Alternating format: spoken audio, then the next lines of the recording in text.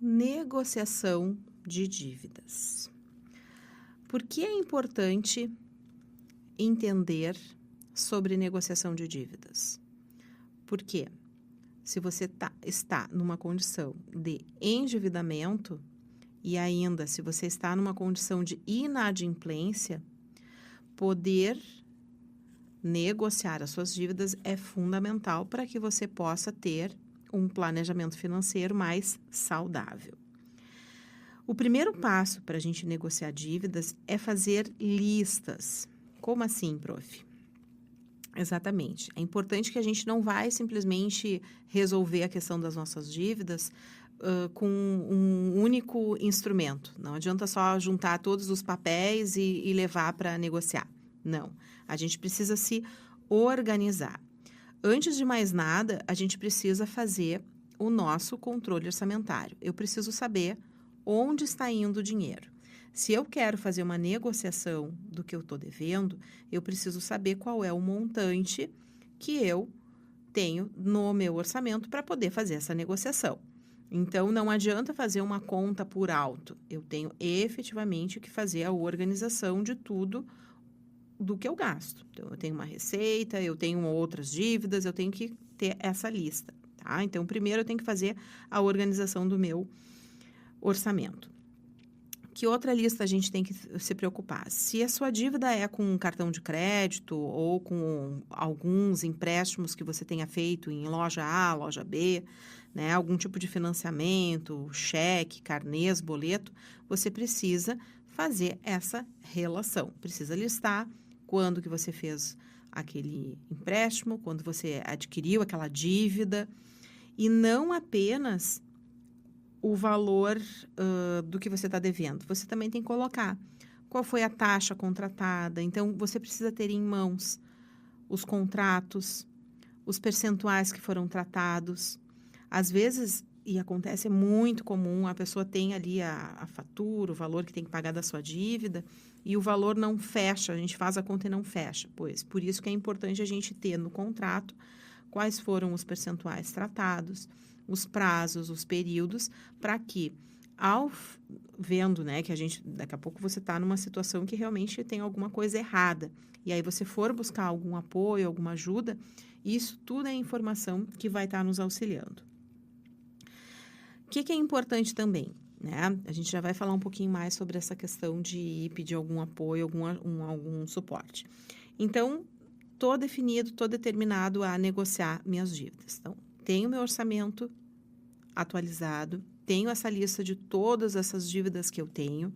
Às vezes, as pessoas acabam esquecendo. Então, quando você contrair algum tipo de empréstimo, vamos supor que nunca fiz, contrair um determinado empréstimo, já organiza um arquivo, uma pasta, onde você vai colocar toda essa documentação. Tá?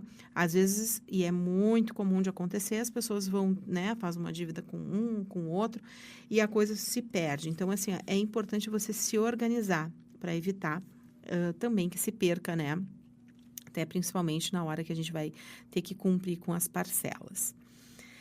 Bem, elaborar uma lista de cortes que você vai daqui a pouco ter que fazer no seu orçamento. E isso a gente até já falou nos áudios anteriores, o quão é imprescindível você identificar aqueles gastos que não são tão necessários ou que você possa fazer alguma troca.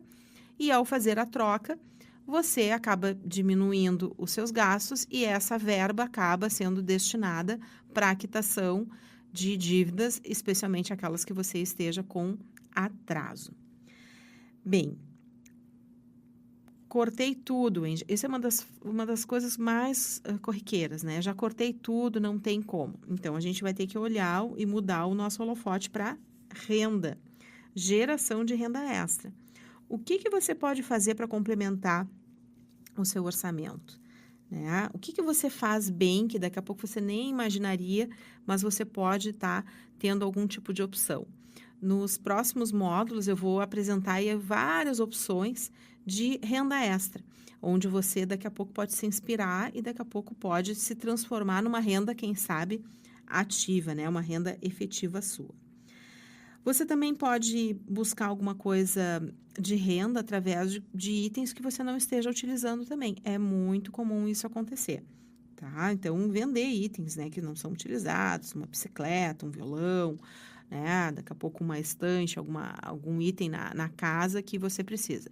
Já vi muitas pessoas fazendo aqueles brechós online de itens que daqui a pouco podem estar sendo repassados e você tem aí uma entrada de um valor que pode ajudar na quitação de alguma dívida. Bem, falar em dívidas é uma coisa que dá uma dor de cabeça, uma dor né, uma dor de barriga para muitas pessoas, né?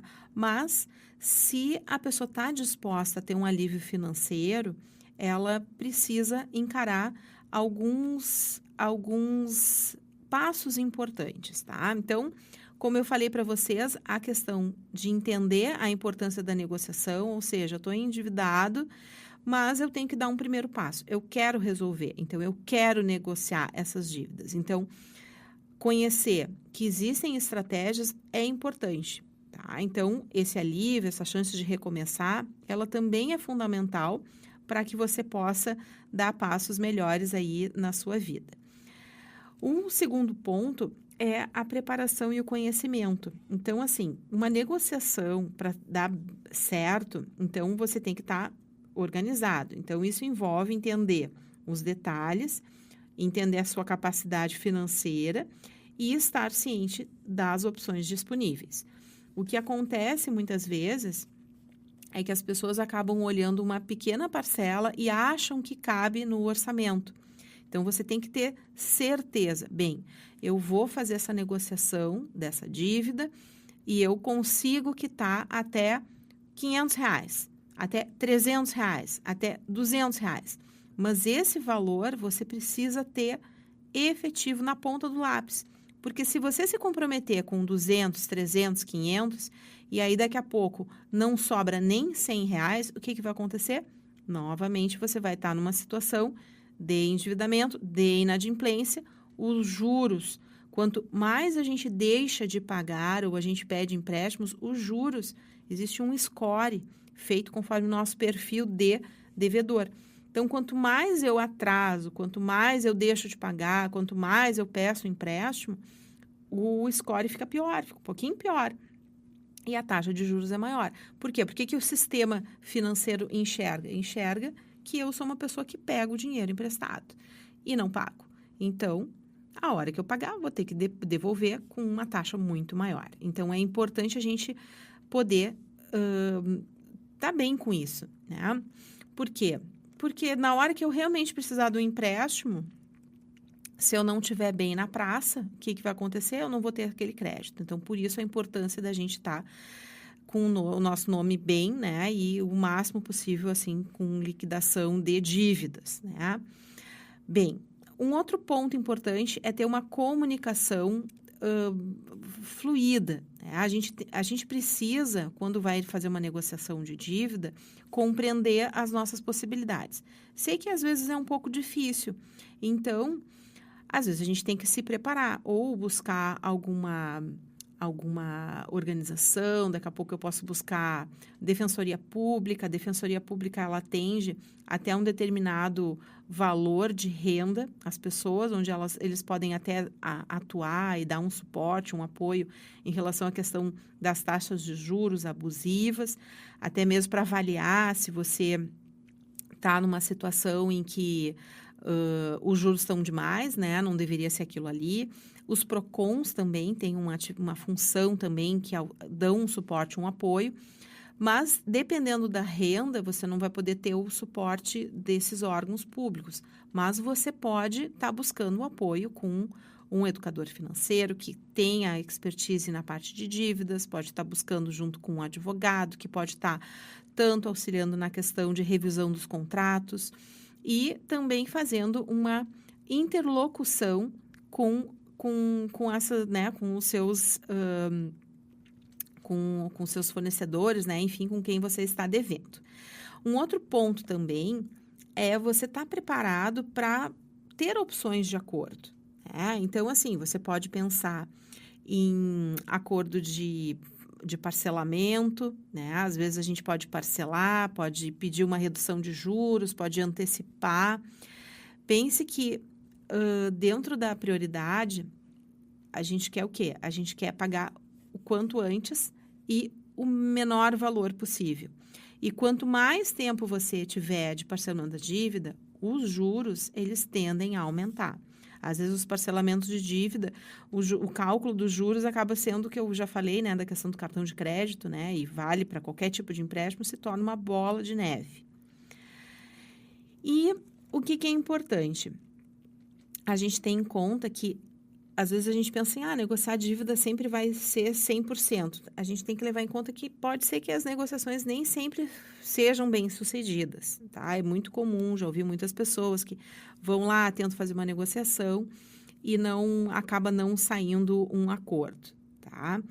Mas o que é importante? Quando você tiver numa situação de negociar que não está bem-sucedida, o que é importante? Reforçar isso de ver algum suporte, alguém que possa lhe apoiar, revisar a sua questão orçamentária também, né? Pedir ajuda para pessoas da sua confiança, isso é uma coisa bem importante também, porque a gente tem aí um alerta, né, da questão de golpe, principalmente quando a pessoa está endividada, ela acha que, eu posso liquidar isso, dá um jeito de arranjar algum dinheiro e daqui a pouco ela acaba entrando num outro golpe. Então, mesmo não tendo um sucesso, buscar um suporte, um apoio para que você possa tentar, no melhor, né, buscar alguma alternativa para ter uma negociação um pouco melhor e mais bem sucedida.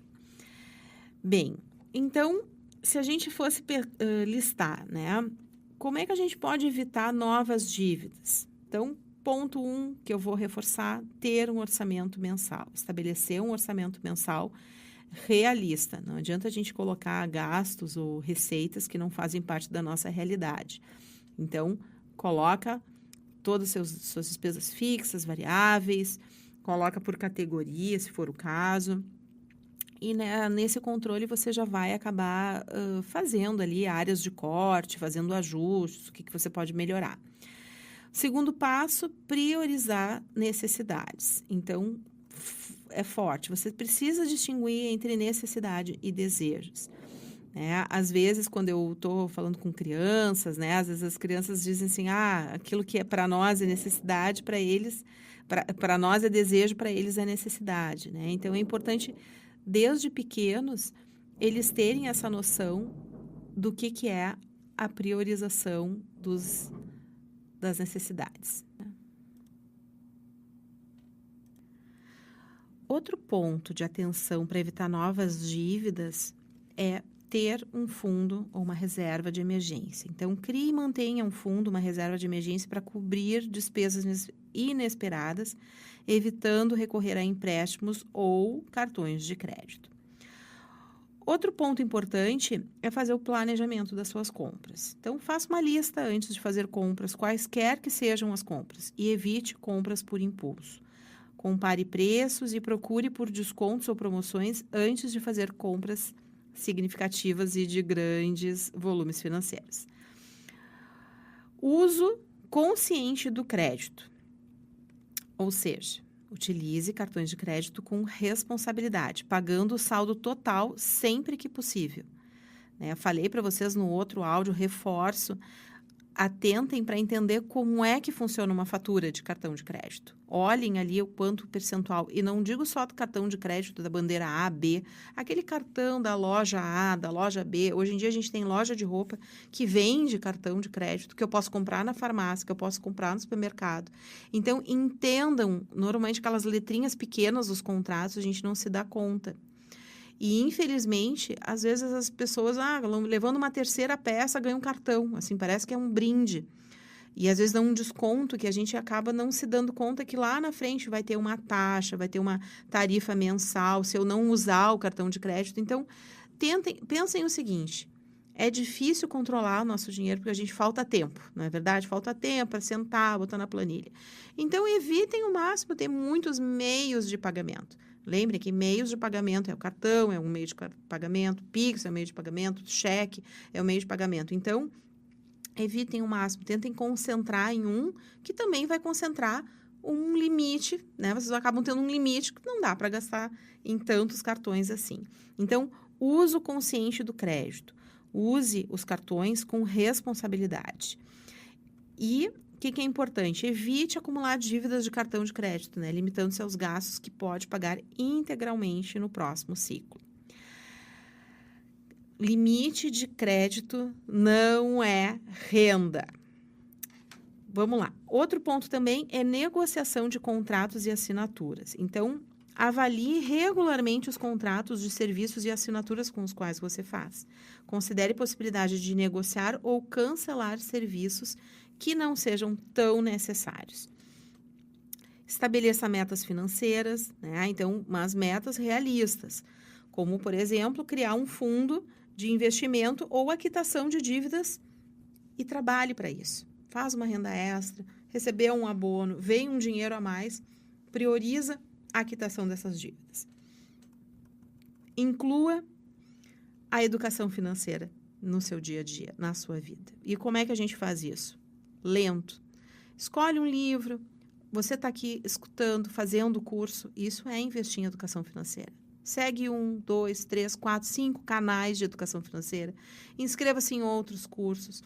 Não é apenas um que vai transformar. A gente precisa viver isso, né? Quanto mais você entender sobre finanças, melhor poderá tomar suas decisões financeiras.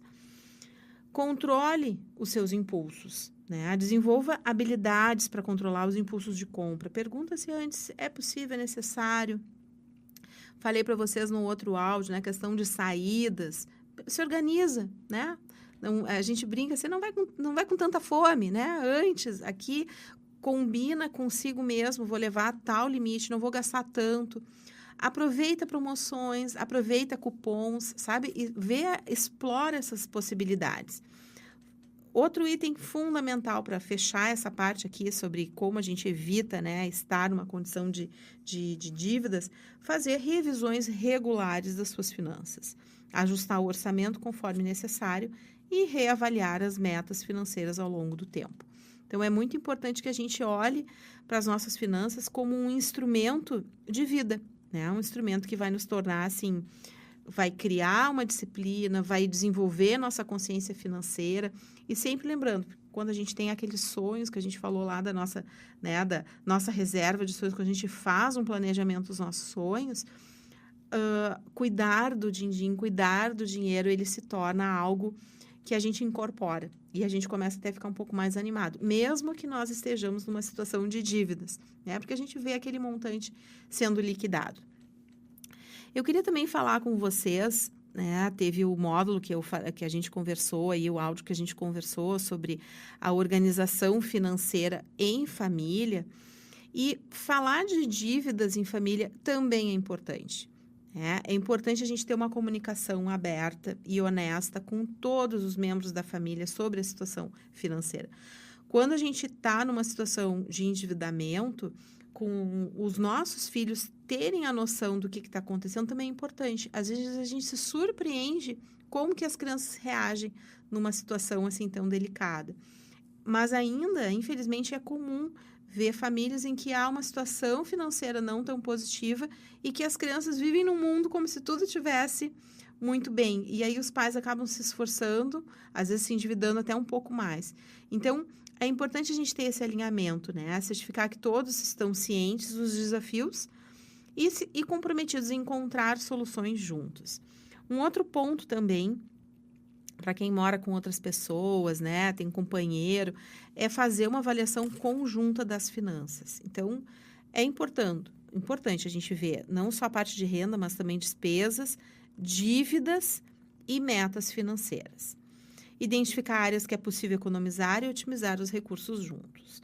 O orçamento familiar, ele tem que ser elaborado levando em consideração todas essas despesas que são super importantes. E uma dica, principalmente quando a gente está numa situação de dívida, é colocar limites. Vamos definir limites. Então, é muito comum, às vezes as pessoas me perguntam, né? Quais são os gastos mais que levam o nosso dinheiro? Moradia, né? E dentro da moradia vai ter o aluguel, vai ter luz, água, gás, os gastos dentro de casa, mesmo para a coisa toda funcionar. A questão de alimentação é outro que vai, né? Então, a importância de eu saber que tipo de alimentação eu estou tendo, né? Se é só com comida fora de casa, que tipo de alimentação, se eu estou me planejando. Muitas casas é a questão de educação e a saúde também. Então, esses são os 4, não são os únicos, mas são os principais que levam. E todos eles envolvem família. Então, por que não fazer um controle, um termo de controle positivo, em que a gente pode estar fazendo limitações de valores? Vamos ver se a gente consegue reduzir o consumo, o tempo do né, o uso do gás ou da luz, ou a questão de mesmo de saúde, né? Às vezes é plano de saúde. A gente vai reduzir o plano de saúde? Não vou cortar o plano de saúde. Mas eu posso ver algumas opções. Eu posso falar com o médico, eu posso ver se eu consigo medicamento de forma gratuita. Eu posso verificar se daqui a pouco eu tenho um tipo de plano onde eu tenho uma redução de valor. Daqui a pouco eu vou fazer uma portabilidade, né? Isso está muito comum.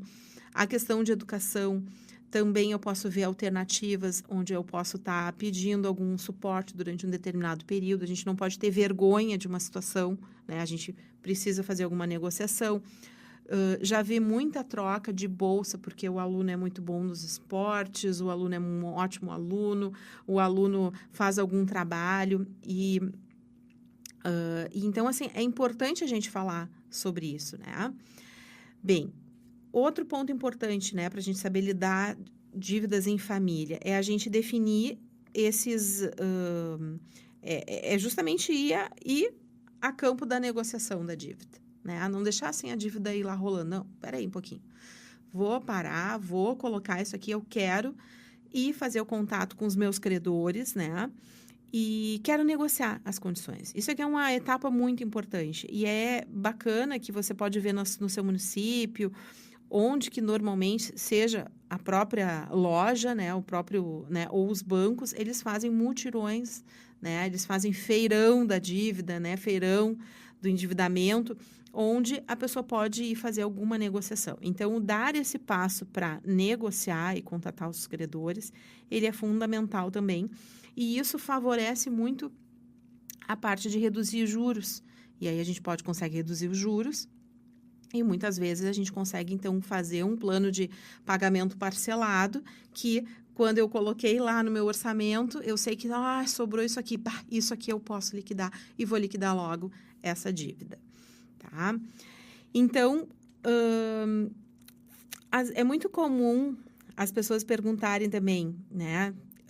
Como é que o que a gente tem que priorizar? Priorize dívidas para liquidar. Então, às vezes, quando vem 13º, o que fazer com 13º? Você tem uma dívida, já tenta liquidar a 13º. Veio o abono do PIS, tenta liquidar. Veio uma distribuição, veio uma renda extra, tenta liquidar.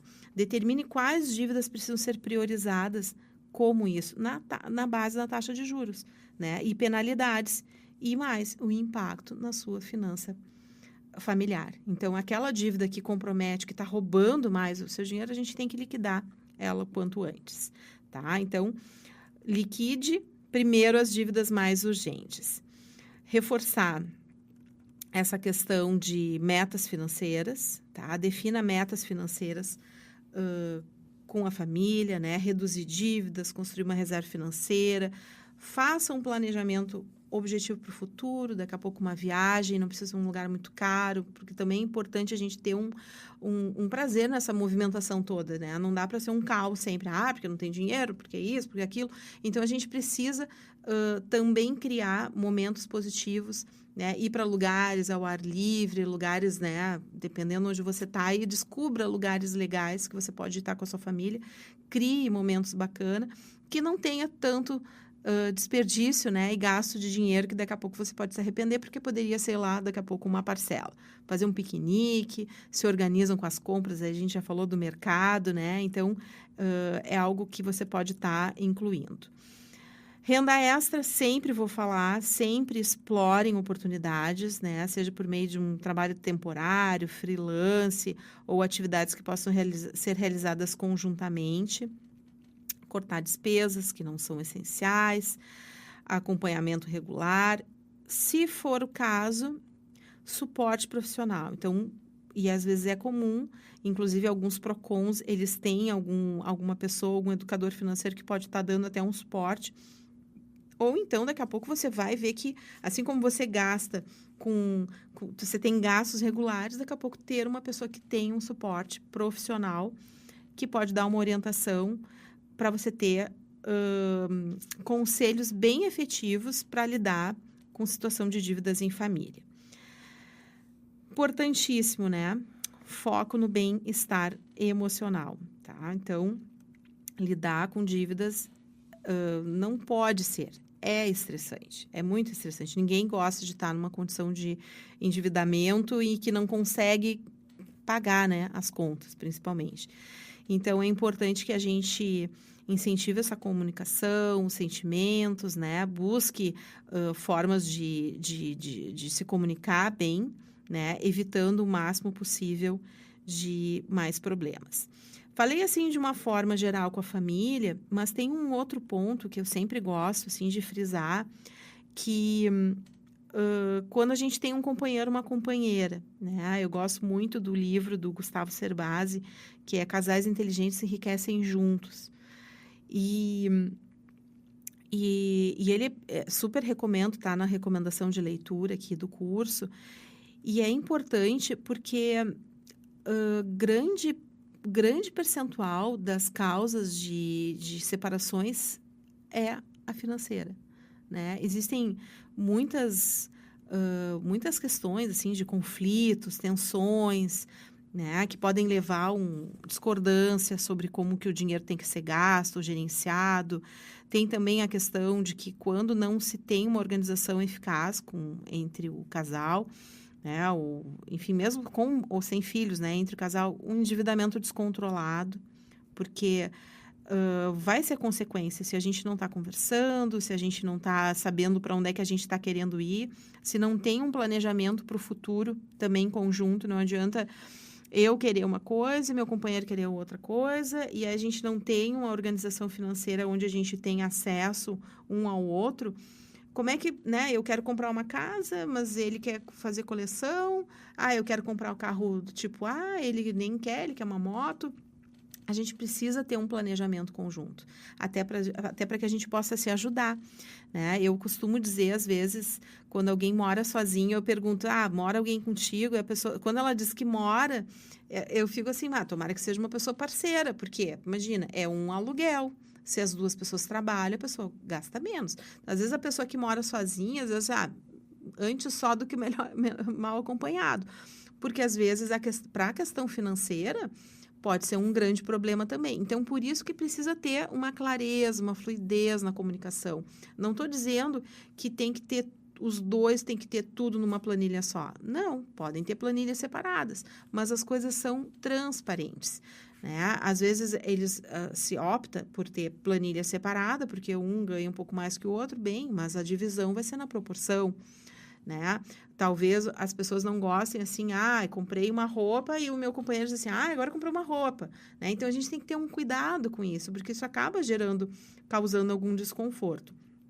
Então, essa desigualdade, né, inclusive essa falta de transparência nas finanças pode levar a percepções, criando ressentimento, afetando essa percepção do relacionamento, esse mal-estar, e daqui a pouco um esconde do outro. A gente chama de infidelidade financeira, né? Então eu vou comprar isso aqui, vou esconder, e o outro lá não vai saber. Então, assim, isso atrapalha. Ninguém gosta disso, mas vou dizer para vocês, isso é muito comum.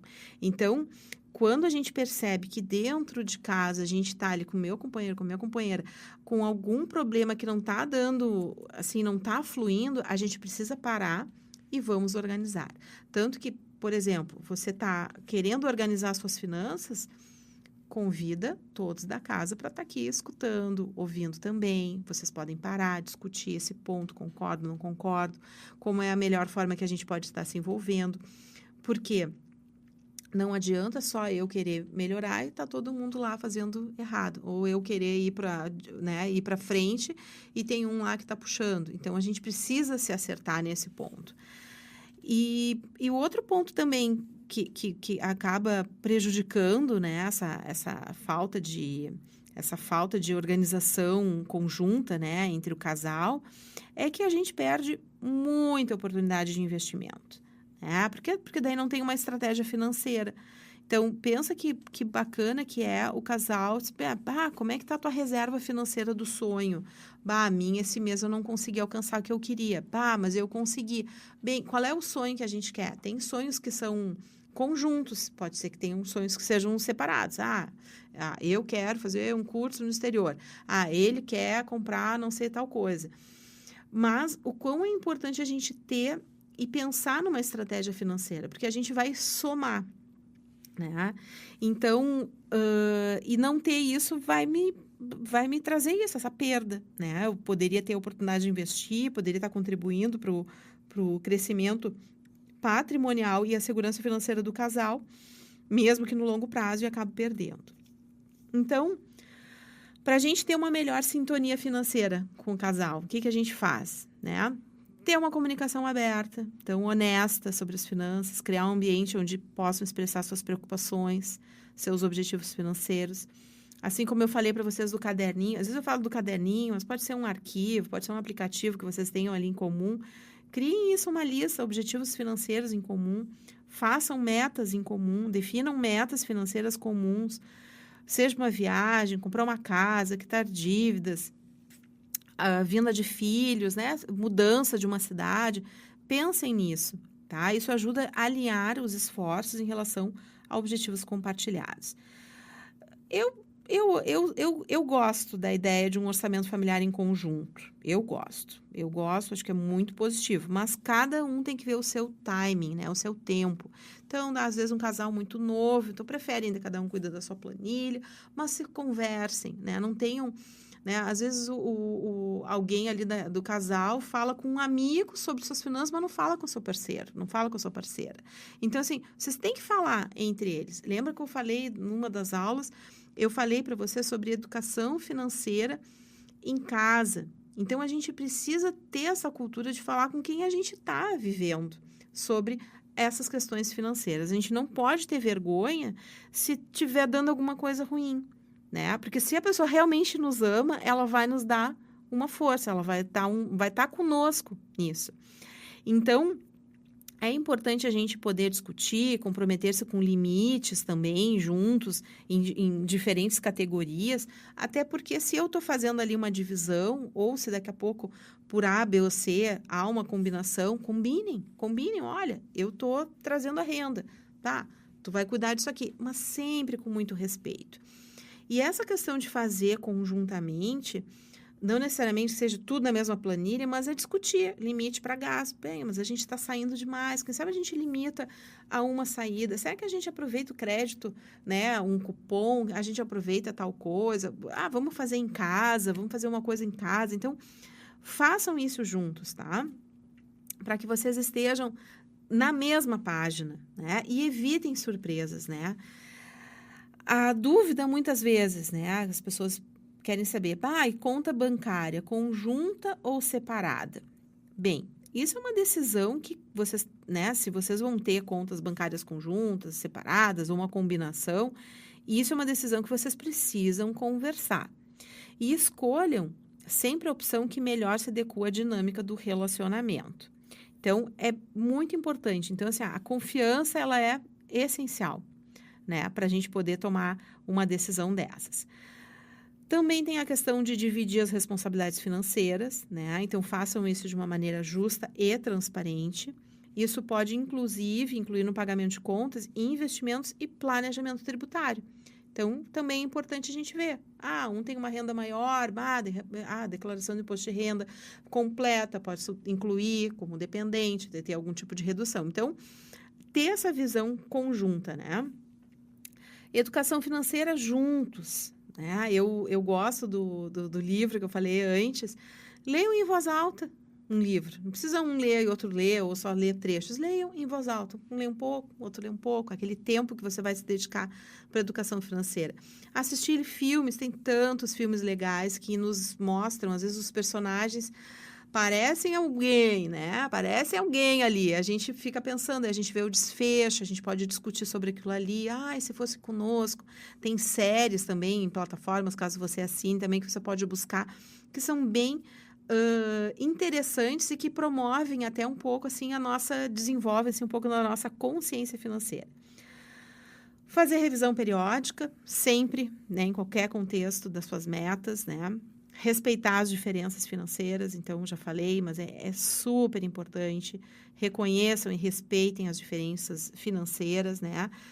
Nem sempre os dois vão ter a mesma prioridade ou a relação, então a gente tem que ter esse cuidado. Faça um planejamento de emergências, né, no orçamento conjuntamente, né, sem comprometer a estabilidade financeira. E se for o caso, o que não é uma coisa ruim, é uma coisa muito positiva, busquem um aconselhamento profissional. Tem muitos colegas que trabalham na área da psicologia e que trabalham a psicologia econômica e também fazem um link com a questão do comportamental, da relação, e que podem estar dando algum suporte, tanto na relação com o casal, como na relação das finanças pessoais, tá? Então, espero que vocês tenham gostado e a gente se encontra no próximo módulo.